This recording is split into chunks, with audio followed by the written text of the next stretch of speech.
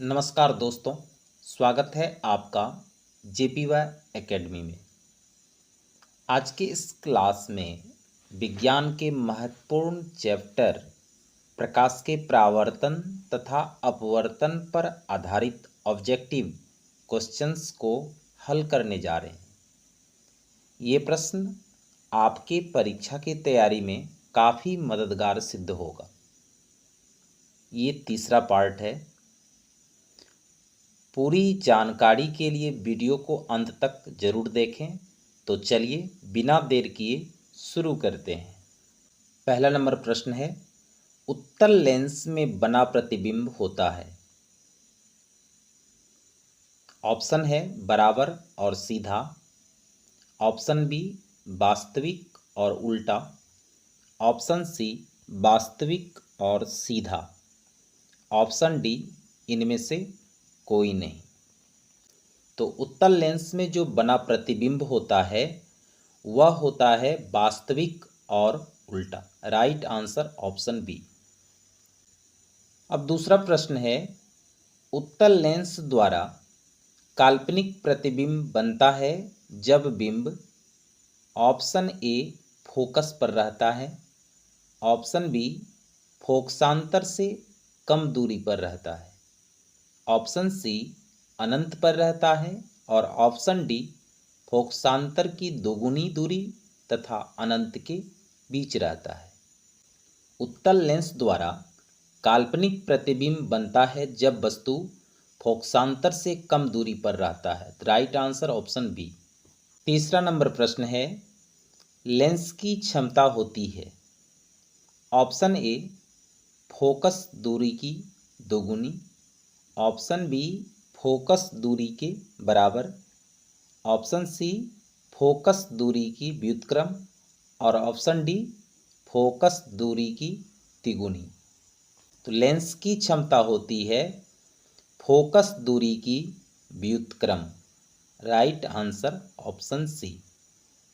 अब 4 नंबर प्रश्न है, उत्तल लेंस में जब बिंब f और 2f के बीच रखा जाता है तब बना प्रतिबिंब होता है। ऑप्शन ए है बड़ा और वास्तविक, ऑप्शन बी छोटा और वास्तविक, ऑप्शन सी छोटा और काल्पनिक और ऑप्शन डी बड़ा और काल्पनिक। उत्तल लेंस में जब बिंब f और 2f के बीच रखा जाता है तब बना प्रतिबिंब बड़ा और वास्तविक होता है। तो राइट आंसर ऑप्शन ए। अब 5 नंबर प्रश्न है, दो वक्रीय पृष्ठों से घिरे ठोस माध्यम को कहते हैं। गोलीय दर्पण, त्रिज्या, गोलीय लेंस, समतल दर्पण। दो वक्रीय पृष्ठों से घिरे ठोस माध्यम को कहते हैं गोलीय lens. Right answer option C. अब 6 नंबर प्रश्न है, किस लेंस का उपयोग कर दीर्घदृष्टि दोष को संशोधित किया जा सकता है। अवतल लेंस, उत्तल लेंस, कभी अवतल लेंस और कभी उत्तल लेंस, बेलनाकार लेंस। तो उत्तल लेंस का उपयोग दीर्घदृष्टि दोष के लिए किया जाता है और निकट दृष्टि दोष के लिए अवतल लेंस का प्रयोग किया जाता है। तो राइट आंसर ऑप्शन बी उत्तल लेंस। 7 नंबर प्रश्न है, नई कार्तीय चिन्ह परिपाटी के अनुसार दर्पण के सामने रखे गए बिंब की दूरी ली जाती है। नई कार्तीय चिन्ह परिपाटी के अनुसार दर्पण के सामने जो वस्तु रखी जाती है वहाँ से दूरी ली जाती है। कैसा? धनात्मक या ऋणात्मक, कभी धनात्मक कभी ऋणात्मक, इनमें से कोई नहीं। तो राइट आंसर होगा ऑप्शन बी ऋणात्मक।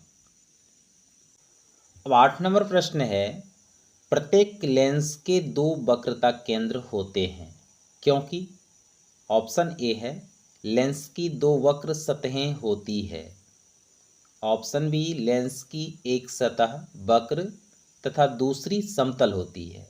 ऑप्शन सी, लेंस की दोनों सतहें समतल होती है।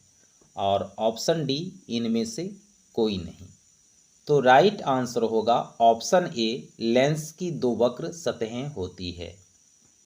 अब 9 नंबर प्रश्न है, निम्नलिखित में से किसी वस्तु का वास्तविक प्रतिबिंब कौन बना सकता है? ऑप्शन ए है कांच की पट्टी का, ऑप्शन बी उत्तल लेंस, ऑप्शन सी अवतल लेंस, ऑप्शन डी इनमें से कोई नहीं। तो राइट आंसर होगा ऑप्शन बी, उत्तल लेंस। अब 10 नंबर सवाल है, एक गोलीय दर्पण से 5 सेंटीमीटर की दूरी पर रखे बिंब का प्रतिबिंब दर्पण से 30 सेंटीमीटर की दूरी पर उसी ओर बनता है जिस ओर बिंब है, तो आवर्धन है। तो आवर्धन का सूत्र होता है m बराबर माइनस भी बटे यू। यहाँ पर भी कितना दिया हुआ है? 30 सेंटीमीटर, लेकिन प्रतिबिंब दर्पण और वस्तु का प्रतिबिंब एक ही ओर बनने के कारण जो भी होगा वह -30 सेंटीमीटर होगा और यू जो होगा वो भी -5 सेंटीमीटर होगा। तो अगर हम सूत्र पर निकालते हैं m बराबर -भी बटे यू, तो क्या होगा? -30 बटे -5 कट के हो जाएगा 6, लेकिन सूत्र में है -भी बटे यू, तो वह -6 के रूप में राइट आंसर होगा। तो राइट आंसर ऑप्शन बी, -6। अब 11 नंबर सवाल है, एक उत्तल लेंस से 30 सेंटीमीटर की दूरी पर एक बिंब रखी गई है। लेंस से बराबर दूरी पर वास्तविक प्रतिबिंब बनता है, तो लेंस की फोकस दूरी है। तो लेंस की फोकस दूरी हमें निकालना है। तो f बराबर क्या होता है? r/2। यहाँ r दिया हुआ है 30 सेंटीमीटर, तो 30/2 कितना हो जाएगा? 15। तो right answer option C, 15 centimetre. अगला प्रश्न है 12 नंबर, एक उत्तल लेंस की फोकस दूरी 20 सेंटीमीटर है, तो लेंस की क्षमता होगी। तो लेंस की क्षमता का सूत्र क्या होता है? P बराबर 1/f। ठीक है, यहाँ 20 सेंटीमीटर है, तो इसे हमें मीटर में कन्वर्ट करना होगा। ठीक है, तभी हमारा डायऑप्टर में निकलेगा। तो उसमें क्या करेंगे? 100 से भाग देंगे, अर्थात 1/20 भागा 100 निकल के क्या आएगा? 5 डायऑप्टर। यानी right answer option C, 5 dioptre lens की क्षमता होगी। अब 13 नंबर प्रश्न है, एक लेंस की क्षमता होगी -5 डायऑप्टर है। यानी लेंस की जो क्षमता है वो कितना है? -5 डायऑप्टर। तो कह रहा है इसकी फोकस दूरी क्या होगी? ऑप्शन है -10 सेंटीमीटर, ऑप्शन बी है -20 सेंटीमीटर, ऑप्शन सी है 100 सेंटीमीटर, ऑप्शन डी है 200 सेंटीमीटर। तो हम जानते हैं कि फोकस दूरी अर्थात लेंस की क्षमता क्या होती है? P बराबर 1/f। ठीक है, P बराबर 1/f। तो P की जगह पर हमें देना है कितना? -5। तो फोकस दूरी निकल कर सामने आ जाएगा। तो राइट आंसर होगा बी, -20 सेंटीमीटर। अब 14 नंबर सवाल है, किसी बिंदु वस्तु से निकलकर किरणें किसी लेंस से अपवर्तित होकर जिस बिंदु पर मिलती है उसे कहते हैं। तो जिस बिंदु पर मिलती है उसे कहते हैं focus. Right answer option C, focus. अब 15 नंबर सवाल है, किसी शब्दकोश में पाए गए छोटे अक्षरों को पढ़ते समय आप निम्न में से कौन सा लेंस पसंद करेंगे? तो राइट आंसर होगा ऑप्शन बी, 50 सेंटीमीटर फोकस दूरी का अवतल लेंस। अगला सवाल है, फोटोग्राफी कैमरा का अभिदृश्यक होता है अवतल दर्पण, अवतल लेंस, उत्तल लेंस, उत्तल दर्पण। तो फोटोग्राफी कैमरा का जो अभिदृश्यक होता है वह उत्तल लेंस। अब 17 नंबर सवाल है, प्रकाश तरंग का उदाहरण है। ऑप्शन है ए ध्वनि तरंग, ऑप्शन बी विद्युत चुंबकीय तरंग, ऑप्शन सी परावैगनी तरंग, ऑप्शन डी इनमें से कोई नहीं। तो प्रकाश तरंग का उदाहरण है राइट आंसर ऑप्शन बी, विद्युत चुंबकीय तरंग। अब 18 नंबर प्रश्न है, गोलीय दर्पण के परावर्तक पृष्ठ की वृत्ताकार सीमा रेखा का व्यास कहलाता है। ऑप्शन है मुख्य फोकस, या वक्रता त्रिज्या, या प्रधान अक्ष, या गोलीय दर्पण का द्वारक। गोलीय दर्पण के परावर्तक पृष्ठ की जो वृत्ताकार सीमा रेखा है वह कहलाता है गोलीय दर्पण का द्वारक। Right answer option D. अब 19 नंबर सवाल है, निम्नलिखित में से कौन उत्तल दर्पण की फोकस दूरी है जिसकी वक्रता त्रिज्या 32 सेंटीमीटर है, अर्थात आर बराबर दिया हुआ है 32 सेंटीमीटर।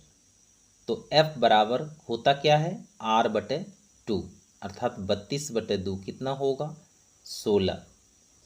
तो right answer option C 16 centimetre. अब सवाल नंबर 20 है, यदि किसी बिंब का प्रतिबिंब का आवर्धन ऋणात्मक है तो उस प्रतिबिंब की प्रकृति क्या होगी?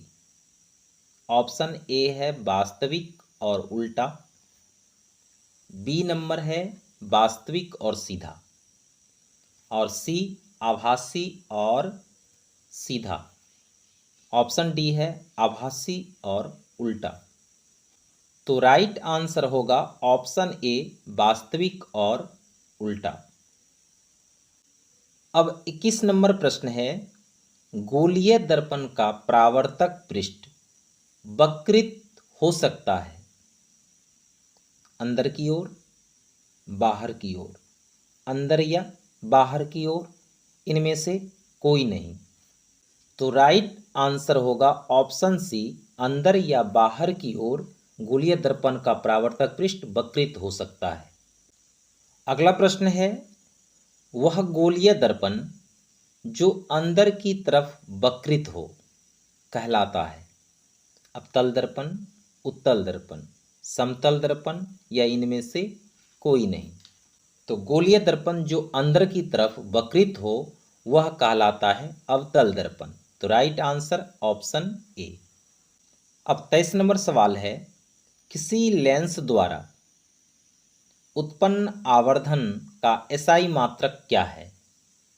ऑप्शन है मीटर, सेंटीमीटर, मिलीमीटर, या मात्रक विहीन। तो किसी लेंस द्वारा उत्पन्न आवर्धन का एसआई मात्रक विहीन होता है। तो राइट आंसर ऑप्शन डी। अब 24 नंबर सवाल है, लेंस की क्षमता का एसआई मात्रक होता है। लेंस की क्षमता का एसआई मात्रक होता है dioptre. Right answer option A dioptre. अब 25 नंबर सवाल है, उत्तल लेंस की क्षमता होती है धनात्मक या ऋणात्मक, ए और बी दोनों, इनमें से कोई नहीं। तो उत्तल लेंस की जो क्षमता होती है वह क्या होती है, हमेशा धनात्मक होती है। ठीक है, तो राइट आंसर ऑप्शन ए धनात्मक। 26 नंबर सवाल है, अवतल लेंस की क्षमता होती है ऋणात्मक, धनात्मक, ए और बी दोनों, या इनमें से कोई नहीं। अवतल लेंस की क्षमता होती है ऋणात्मक। राइट आंसर ऑप्शन ए। अब 27 नंबर प्रश्न है, उत्तल दर्पण के सामने एक वस्तु को रखा गया है जिसकी प्रतिबिंब की प्रकृति कैसी होगी? काल्पनिक, वास्तविक, वास्तविक या काल्पनिक, इनमें से कोई नहीं। तो राइट आंसर होगा ऑप्शन ए, काल्पनिक। अब 28 नंबर सवाल है, किसी लेंस की क्षमता -2 डायऑप्टर है, अर्थात -2D है, तो इसकी फोकस दूरी होगी। तो P बराबर सूत्र क्या होता है, 1/f। तो P की जगह देंगे -2, ठीक है, बराबर 1/f। तो हमारे पास f निकल करके आएगा -0.5। तो राइट आंसर होगा ऑप्शन डी, -0.5 मीटर। यहाँ दिया हुआ है ऑप्शन कुछ सेंटीमीटर में, कुछ मीटर में, तो आपको निकाल लेना है P बराबर 1/f, और जो भी निकलेगा वह जो लेंस की क्षमता होती है वह मीटर में निकलता है, ठीक है। तो right answer option D, -0.5 metre. अब 29 नंबर प्रश्न है, निम्नलिखित में से किसका अपवर्तनांक सबसे अधिक होता है? वायु, बर्फ, कांच, हीरा अधिक होता है। तो राइट आंसर ऑप्शन डी, हीरा। अगला प्रश्न है, निम्नलिखित में किस माध्यम में प्रकाश की चाल सबसे अधिक होती है? बड़ा इजी सवाल है। ऑप्शन है कांच, पानी, लोहा, निर्वात। तो राइट आंसर होगा ऑप्शन डी, निर्वात में प्रकाश की चाल सबसे अधिक होती है। अब 31 नंबर प्रश्न है, तेलीय कागज होता है पारदर्शक, अपारदर्शक, पारभाषक, इनमें से कोई नहीं। तो तेल लगा हुआ कागज क्या होता है? पारभाषक होता है, जिससे प्रकाश की किरणें धुंधला रूप में आर पार कर जाती है। तो राइट आंसर होगा ऑप्शन सी, पारभाषक। 32 नंबर सवाल है, समतल दर्पण की फोकस दूरी होती है। ऑप्शन ए है अनंत, option B 0, option C 100 centimetre और ऑप्शन डी 50 सेंटीमीटर। तो समतल दर्पण की फोकस दूरी कितनी होती है? ऑप्शन ए अनंत, समतल दर्पण की फोकस दूरी अनंत होती है। अब अगला प्रश्न है, अवतल दर्पण के सामने वस्तु उल्टा, वास्तविक और समान को कहाँ रखा जाए ताकि प्रतिबिंब आकार का बने?